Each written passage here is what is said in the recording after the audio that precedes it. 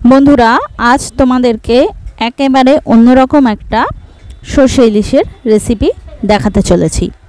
প্রথমেই কড়াইয়ে সাদা তেল দিয়ে তার মধ্যে কয়েকটা কাঁচা লঙ্কা আর অর্ধেক একটা টমেটো কুচি দিয়ে দেওয়া হলো। তারপর সর্ষে আর পোস্ত বাটার সাথে সামান্য পরিমাণে নুন আর হলুদ মিশিয়ে সেই মিশ্রণটা তেলের মধ্যে দিয়ে নেড়ে নেওয়া হচ্ছে ভালো করে।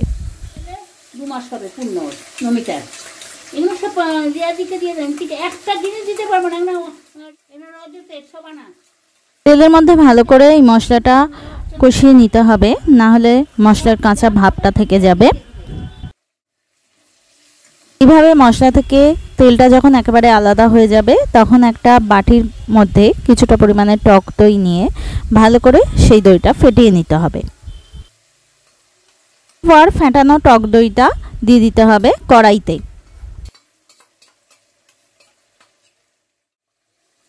আবারও ভালো করে নাড়াচাড়া করে নিতে হবে।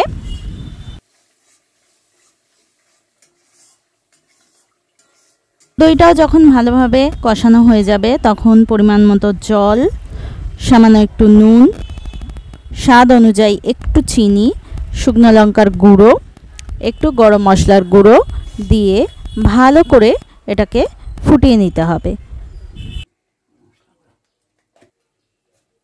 করে জলটা ফুটে গেলে আগে থেকে নুন হলুদ মাখিয়ে রাখা কাঁচা মাছগুলো ঝোলের মধ্যে দিয়ে দিতে হবে।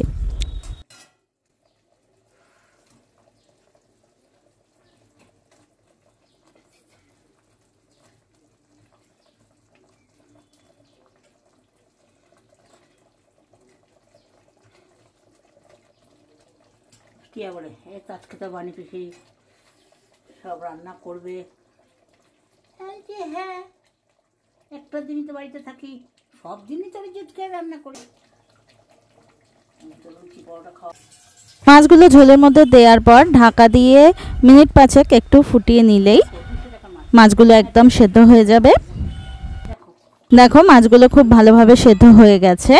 তৈরি হয়ে গেছে আমাদের একেবারে অন্যরকম একটা সর্ষে ইলিশের রেসিপি। ঝোলটা এখানে তোমরা তোমাদের প্রয়োজন মতো ঘন বা পাতলা করে নেবে। আমি এখানে ঝোলটা আরেকটু ফুটিয়ে নেব। বন্ধুরা, রেসিপিটা যদি তোমাদের ভালো লেগে থাকে তাহলে ভিডিওতে একটা লাইক, শেয়ার, কমেন্ট অবশ্যই করে দিও।